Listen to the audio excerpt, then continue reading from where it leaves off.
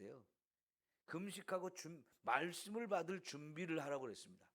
근데 여러분, 나이를 먹으면 금식하는 게 결코 쉽지 않습니다. 근데 그것도 40일을 금식한다는 거 건강할 때나 하는 겁니다. 젊을 때 하는 거예요. 저도 20일을 금식을 딱 한 번 해봤어요. 너무 힘들어서 못하겠어요. 근데 40일을 한다는 건 진짜 목숨을 걸고 해야 됩니다. 근데 지금 모세의 나이가 80이 넘은 나이잖아요. 김엽조 권사님 4일은 하시겠습니까? 금식? 그죠? 젊었을 때는 할 수 있죠. 연세가 이렇게 80 넘어가면 뭐 하루도 하기가 쉽지 않을 거예요. 저도 엄두가 안 나서 못합니다. 엄두가 안 나서 이제. 근데 80이 넘은 이 할아버지한테 하나님은 40주 40야를 금식을 하고 올라오라고 하셔서 그렇게 준비하고 올라갔거든요. 근데 하나님은 아니 시내 산에 올라와서 그렇게 40일을 함께 하나님 거하시면서 금식을 하게 했어요. 시내 산에 올라와서 말씀을 율법을 받기 위해서. 근데 어쨌든 여러분 그 나이에 40일을 했는데도 쌩쌩했지요. 근데 말씀을 받고 있는 중에 하나님이 크게 진노를 하셨어요. 왜? 말씀을 받고 있는 중에 사실 백성들이 모세가 올라간 지 너무 오래됐는데 안 내려왔거든요. 그게 누가 봐도 모세는 죽었다라고 생각했어요. 모세가 죽으면 이제 우리 큰일 났다. 누가 우리를 인도하지? 모세가 죽었는데 하나님도 죽었다고 생각을 하면서 그러면 우리를 인도할 하나님을 우리가 만들자. 그래서 금송아지를 만들었잖아요. 근데 그거를 하나님 보시고 야 큰일 났다. 지금 백성이 내가 주는 이 말씀과 정면으로 딱 부딪히는 너무너무 잘못된 우상을 만들어서 섬기고 있다. 여러분 산 밑에서 우상을 만들고 어떻게 했습니까? 이것이 우리를 애굽에서 인도해낸 우리 하나님이다. 금송아지에게 그렇게 말을 하고요. 또 안식일을 우리가 지키듯이 성일을 만들어서 오늘이 성일이다. 금송아지를 섬기는 하나님을 섬기는 성일이다 하면서 만들고 제사를 드리고 하나님께 하는 모든 일을 다 했어요. 그런데 그거는 진짜 하나님이 아니고 내가 만든 하나님이에요. 그건 참 하나님이 될 수가 없잖아요. 근데 이런 너무나 허무맹랑한 짓을 하고 있는 걸 보면서 하나님이 진노하셔서 다 죽이겠다. 그리고 너를 통해서 이보다 더 큰 나라, 이보다 더 강한 나라를 내가 만들 거야. 모세가요, 이 말을 들었을 때 너무 두려웠다는 거죠. 왜? 하나님이 그렇게 말씀하신다는 거는 진짜 멸하실 수 있는 거니까요. 그래서 모세가 너무 놀라가지고 산에서 내려옵니다. 내려오는데 벌써 저만큼 좀 왔을 때 백성들이 그 신 앞에서 막 축제를 벌이며 떠들썩한 모습이 그 소리가 들리는 걸 봤어요. 들었어요. 그래가지고 모세도 이제 화가 났죠. 내려와서 백성들이 보는 앞에 하나님이 만들어주신 그 십계명을 쓴 돌판 2개를 던져버렸습니다. 왜요? 이거는 언약이 파기됐다는 걸 뜻합니다. 언약서거든. 그걸 돌판에 그 하나님의 십계명을 쓴 것은 언약서인데 그 돌판을 깨트렸다는 얘기는 찢어버렸다는 얘기죠. 언약서를 이제 끝나버렸다는 거죠. 이 계약은 무효가 돼버린 거예요. 누가 무효로 만들었습니까? 백성들이 어긴 거죠. 뿐만 아니라 그 앞에 있는 금송아지를 봤을 때 모세가 너무 놀랐어요. 두려워했다 했습니다. 그래가지고 이거 큰일 났다. 그래서 모세가 다시 40주 40회를 또 금식했다는 거예요. 이건 말이 됩니까? 안 됩니까? 산 위에서 40일을 하나님과 함께 하면서 거기 떡도 먹도 않고 물도 마시지 않았는데 이미 금식을 40일을 한 사람이에요. 그런데 또 이 백성을 살리는 방법은 그거밖에 없다고 생각했기 때문에 40일을 다시금 금식을 합니다. 자기 목숨을 걸고 이 백성 살려달라고. 이만큼 이때 이스라엘 백성들의 죄는 너무나 큰 죄였습니다. 한순간에 하나님 그들을 다 멸망시켜도 할 말이 없는 너무나 큰 죄였죠. 그런데 하나님은 그런 죄지만 모세의 중보 기도를 들으시고 용서해 주셨습니다. 하나님의 이 용서하시는 마음은 우리 정말 얼마나 큰지 이걸 알아야 돼. 여러분, 우리 얼마나 많은 죄를 짓습니까? 하루에도 수십 번 죄를 지을 수도 있어요. 아니, 어쩌면 수백 번의 죄를 지을 수도 있어요. 그렇게 평생을 죄를 짓고 사는 인생인데 하나님은 동이 서에서 먼 것 같이 그냥 우리 죄를 한번 던지고 나면 다시는 보지도 않고 다시는 따지지 않는다는 거예요. 흰눈같이 양털같이 정결하게 저와 여러분의 모든 죄를 다 씻어주신다라고 말씀하시니까요. 얼마나 감사합니까? 사실 우리 같으면요, 누가 죄를 진 거 너무 화가 나고 속상해, 절대로도 안 본다. 그럴 때 그 죄는 내 입장에서 잊을 수 없는 죄예요.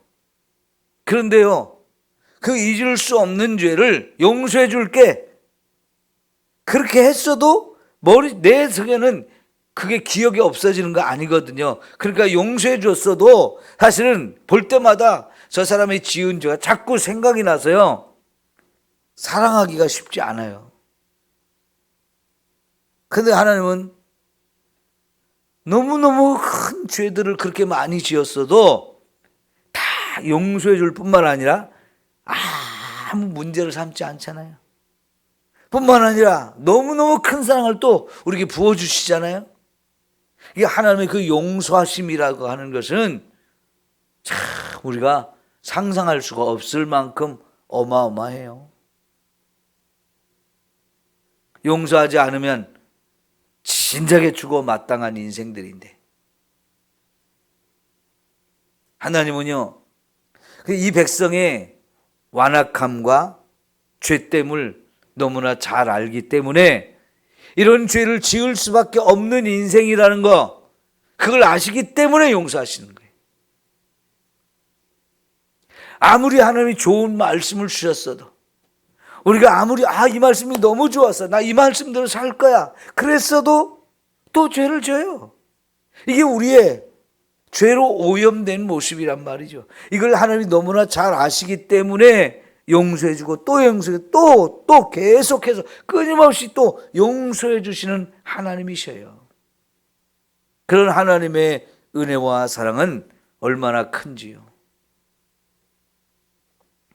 하나님 말씀하십니다. 우리는 목이 곧은 백성이라고요. 이스라엘 백성만이 그런 게 아니고 우리가 다 그래요. 이방인이 됐든 유대인이 됐든 우리는 다 목이 곧은 백성입니다. 정말 하나님 앞에 겸손할 줄 모르고 늘 교만하고 늘 거역하는 게 너무나 습관이 되어 있는, 그렇게 할 수밖에 없는 인생이에요. 죄가 우리를 지배하고 마귀가 늘 우리를 끌고 다니기 때문에 이렇게 사는 거지요. 이 죄와의 사슬을 끊어버리고 마귀의 종로로 타는 걸 끊어버리고 정말 예수님만 따르는 이런 은혜, 성령의 충만한 은혜를 우리가 힘입지 않으면 이렇게 살 수밖에 없어요. 너무나 안타깝죠. 그래서 여러분, 로마서 7장과 8장이 달라지는 거잖아요. 7장까지는 이렇게 자꾸 죄에 끌려다니는 이런 자신의 모습을 보면서 바울도 너무나 안타까웠고요.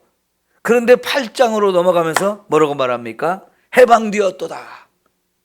죄와 사망의 법에서 생명의 성령의 법으로 내가 해방되었도다 라고 이렇게 너무나 감격스러운 찬양을 올려드리잖아요. 여러분, 그래서 우리 성령 충만함을 힘입어야 돼요. 늘 그렇게 성령의 충만함을 구하고 성령의 충만한 은혜 속에서 우리가 살아야 할 줄 믿습니다.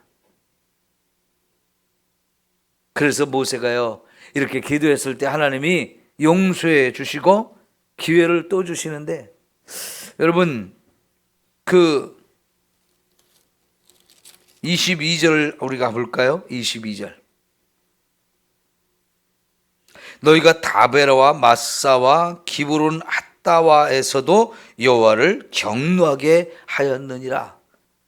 여러분, 특별히 가데스 바네아에서도 하나님은요, 너무나 그때도 경노해가지고 다 죽이겠다고 그랬죠.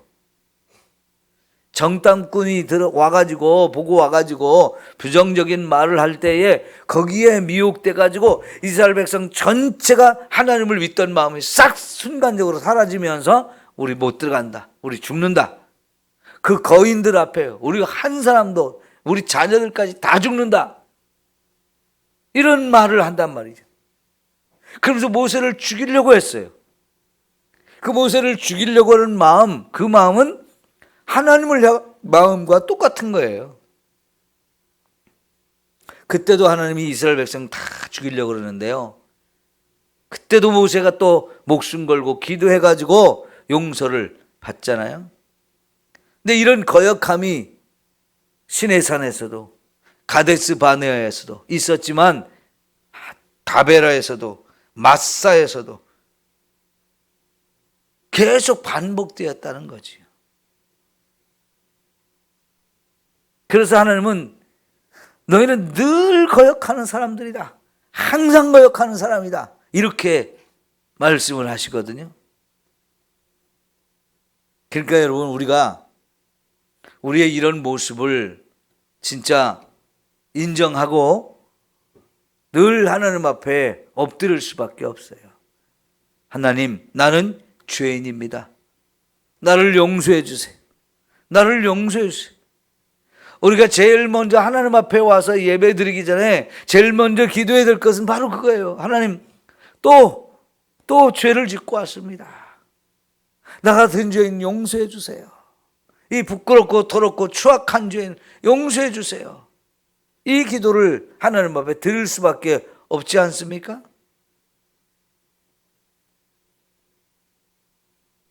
자랑할 것이 없고 결코 자만할 것이 없고 교만할 것이 없는 우리들이란 말이죠. 이 거역하는 이 어리석고 더럽고 추악한 것을 깨트리게 해달라고, 완전히 십자가의 못을 받고 새로운 생명으로 부활해서 정말 말씀에 순종하는 성령의 늘 인도하심을 따라갈 수 있는 이런 삶을 살게 해달라고 매일 기도해도 부족해요. 이런 은혜가 우리 모두에게 있기를 축원합니다. 기도하겠습니다.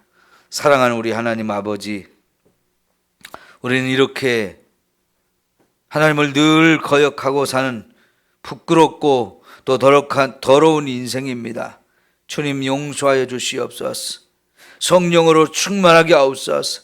나를 날마다 십자가에 못 박고 나의 정욕과 이 죄된 습성들 모든 걸 다 못 박아 버리게 하시고 성령으로 새롭게 거듭나서 성령의 충만한 은혜를 미워 성령이 이끌어 주신 귀하고 아름다운 삶을 살게 하여 주시어서 죄를 이기게 하시고 원수 마귀를 물리치고 믿음으로 주님만 따라갈 수 있고 말씀에 순종하는 삶이 되게 하여 주옵소서. 예수님의 이름으로 기도하옵나이다. 아멘.